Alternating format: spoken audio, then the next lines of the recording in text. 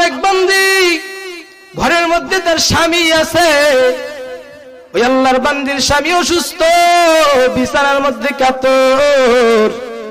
আল্লাহর বান্দার দুইটা সন্তান আছে, ওই দুইটা সন্তান খিদার জ্বালা চটপট করে, স্বামী অসুস্থ, বেচারা শুয়ে আছে ঘরের মধ্যে। আল্লাহর বান্দি, আল্লাহর বড় আবেদা বান্দি, আল্লাহর বান্দি চোখের পানি ছেড়ে কাঁদে আর সন্তানকে ডাকে, রে সন্তান, আমি মা পর্দা করি, এজন্য আমি তোদের জন্য খানার আয়োজন করতে পারলাম না। এবার মা চিন্তা করে যে অমুক এলাকার মধ্যে একজন ধনী লোক আছে, দুনিয়াদার। আল্লাহর বান্দি ওই দুনিয়াদারের কাছে চলে গেল। দুনিয়াদারের কাছে গিয়া কয়, ও দুনিয়াদার ভাই, আমার স্বামী অসুস্থ, আমার দুইটা সন্তান আছে, 3 দিন পর্যন্ত খানা খাইতে পারে না। আমার সন্তান কান্না করে আম্মু আম্মু করে চিল্লায়, আমি মা না খাইয়া থাকতে পারি, কিন্তু আমার সন্তানের মুখে যদি খানা না দে, আমি মা কিন্তু সহ্য করতে পারি না। আল্লাহর বান্দি এবার টাকা চাই, কিছু টাকা দাও। এবার দুনিয়াদার বড় লোকটা ডাক দিয়া কয়, আমি তোমাকে টাকা দিব, তুমি আমাকে টাকা আর ফিরাইয়া দিতে হবে না। আমি তোমার কাছে একটা আবদার চাই, আমি তোমাকে তোমার শরীরটা আজকের জন্য আমাকে ওয়াকফ করে দিবা। আল্লাহর বান্দি আসমানের দিকে তাকাইয়া কয়, ও আসমানের মালিক, আজকে আমি বড় বিপদের মধ্যে পড়িয়া আমার সন্তানের মুখে হাসি ফোটানোর জন্য আসলাম, কিন্তু দুনিয়াদার আমার সর্বলতার সুযোগ পাইয়া আমার সাথে অপহরণ করার জন্য চেষ্টা করলো। ও আসমানের মালিক, তুমি আমাকে একটা ফয়সালা দিয়া দাও।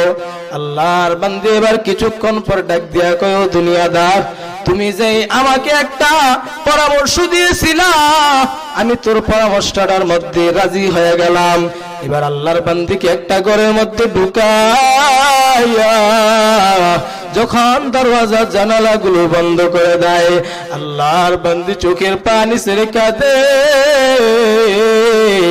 আর ডাক দিয়া কো, ভাই, আমি কেন কান্না করি জানো নি?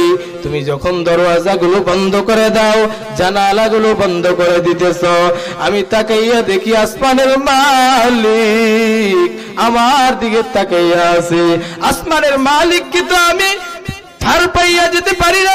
ও দুনিয়াদার, তুমি আমার আসমানের মালিকের চোখ তো আমি ফাঁকি দিতে পারি না। আল্লাহর বান্দি এভাবে কান্না করে তাকাইয়া দেখতেছে, দুনিয়াদারের চোখে দিয়েও পানি পড়তেছে। দুনিয়াদার ডাক দিয়া কো, বোন, আমি যেই প্রস্তাবটা তোমারে দিছিলাম, আমি প্রস্তাবটা উঠাইয়া নিলাম, তুমি টাকা নিয়ে বাসায় চলে যাও, তোমার টাকা আমার আর ফিরাইয়া দিতে হবে না। আল্লাহর বান্দা চোখের পানি ছেড়ে কাঁদে আর কয়, আমার জন্য একটু দোয়া করিয়েন। আল্লাহর বান্দি যখন চলে গেলেন, কিছুদিনের মাথায় ওই ব্যক্তিটা দুনিয়া থেকে বিদায় নিয়ে চলে গেল। আল্লাহর বান্দা যখন দুনিয়া থেকে বিদায় নিয়ে চলে গেলেন, পাশের থেকে সব দুনিয়াদাররা আসতেছে, দুনিয়াদারকে দেখবে। দুনিয়াদার দুনিয়া থেকে চলে গেছে। এবার আল্লাহর বান্দা যখন দুনিয়া থেকে চলে গেলেন, তার ঘরের দরওয়াজার একটা সোজা, একটা বরাবর এমন একটা লেখা উঠলো, وإنسانا على إنسان ونشهد أن لا إله إلا الله وحده لا شريك له ونشهد أن سيدنا وسندنا وحبيب ربنا وطبيبنا وطبيب قلوبنا ومولانا محمدا عبده ورسوله أرسله بالحق بشيرا ونذيرا وداعيا إلى الله بإذنه وسراجا منيرا وبعد فأعوذ بالله من الشيطان الرجيم بسم الله الرحمن الرحيم يا أيها الذين آمنوا اتقوا الله حق تقاته ولا تموتن إلا وأنتم مسلمون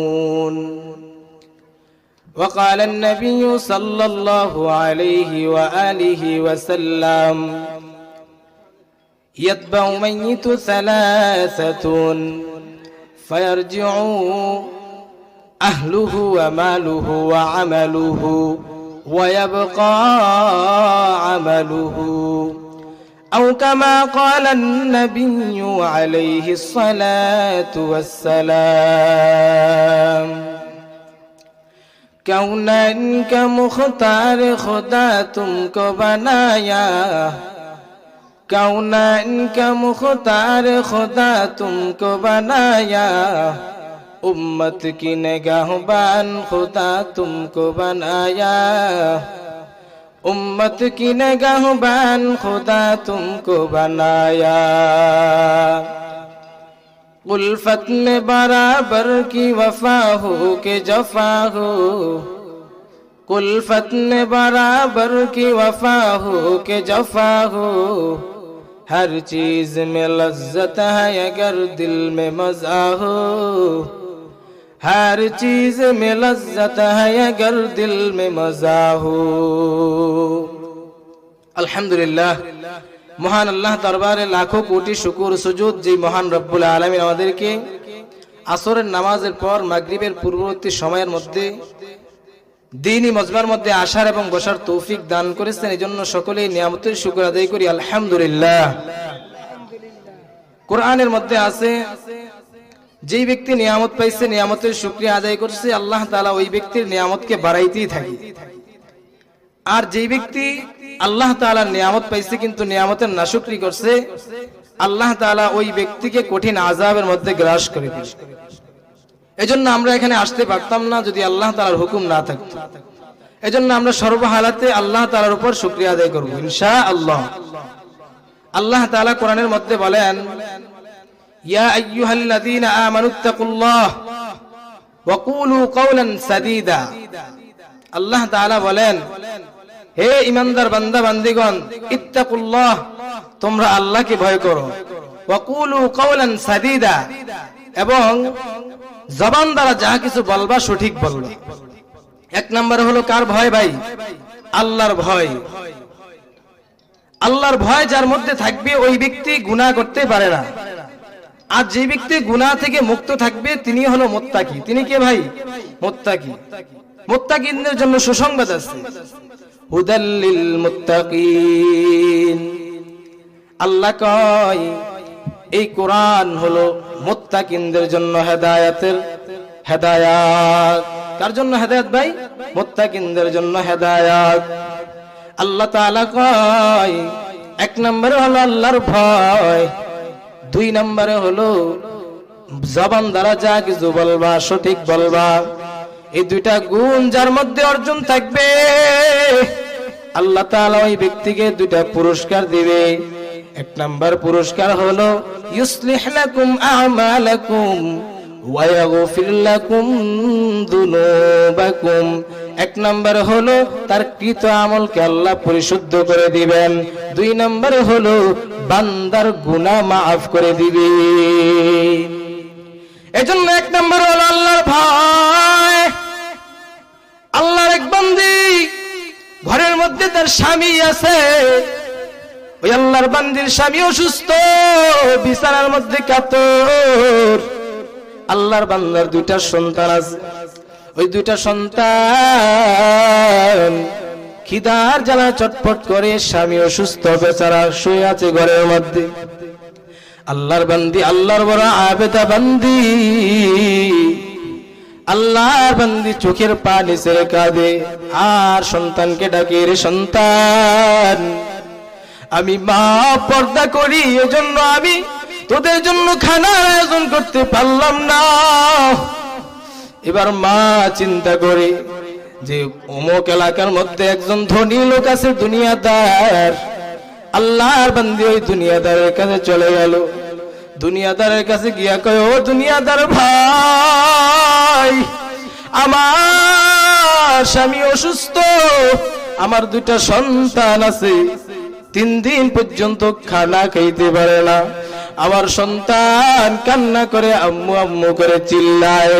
আমি মা না খাইয়া থাকতে পারি, কিন্তু আমার সন্তানের মুখে যদি খানা না দেয় আমি মা কিন্তু সহ্য করতে পারি না। আল্লাহর বান্দি এবার টাকা চাই, কিছু টাকা দাও। এবার দুনিয়াদার বড় লোকটা ডাক দিয়া কয়, আমি তোমাকে টাকা দিব, তুমি আমাকে টাকা আর ফিরাইয়া দিতে হবে না।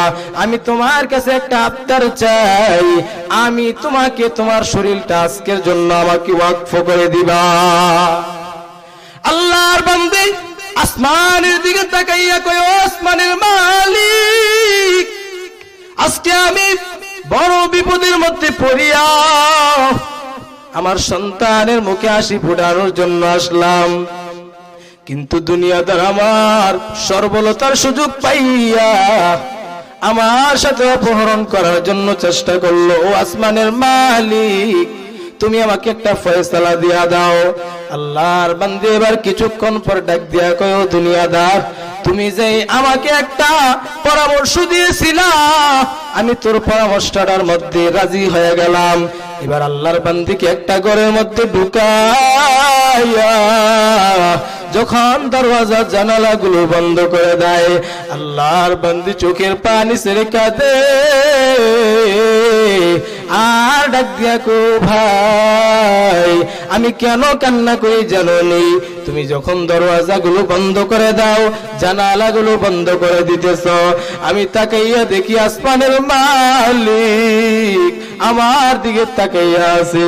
আসমানের মালিক কিন্তু আমি ধার পাইয়া যেতে পারি না। ও দুনিয়াদার, তুমি আমার আসমানের মালিকের চোখ তো আমি ফাঁকি দিতে পারি না। আল্লাহর বান্দি এভাবে কান্না করে তাকাইয়া দেখতেছে, দুনিয়াদারের চোখে দিয়েও পানি পড়তেছে। দুনিয়াদার ডাক দিয়া কো, বোন, আমি যেই প্রস্তাবটা তোমারে দিছিলাম, আমি প্রস্তাবটা উঠাইয়া নিলাম, তুমি টাকা নিয়ে বাসায় চলে যাও, তোমার টাকা আমার আর ফিরাইয়া দিতে হবে না। আল্লাহর বান্দা চোখের পানি ছেড়ে কাঁদে আর কয়, আমার জন্য একটু দোয়া করিয়েন।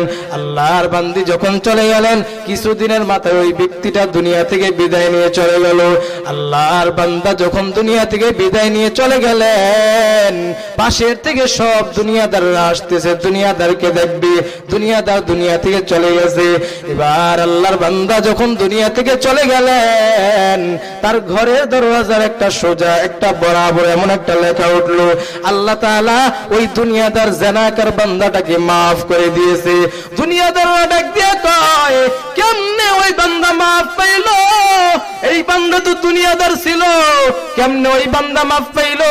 এবার ওই মহিলাকে খুঁজিয়া খুঁজিয়া বাইর করে, ও মহিলা কেমনে এই যুবককে মাফ করে দিল? কেমনে এই দুনিয়াটা মাফ পেয়ে গেল? এবার মহিলা ডাক দিয়া কো, ভাই এরা শোনো, এ আল্লাহর বান্দা দুনিয়া যেহেতু দুনিয়া খুঁজতো, কিন্তু আল্লাহর বান্দা আমার সামনে দাঁড়াইয়া তওবা করিয়া আল্লাহর কাছে প্রেমিক হয়ে গেছে। ওই বান্দা যেদিকে তাকায় মাওলাকে ডাকে, ওই বান্দা আর দুনিয়া নিয়ে ফিকির করে না, ওই বান্দা তওবা করিয়া ভালো হইয়া গিয়েছে।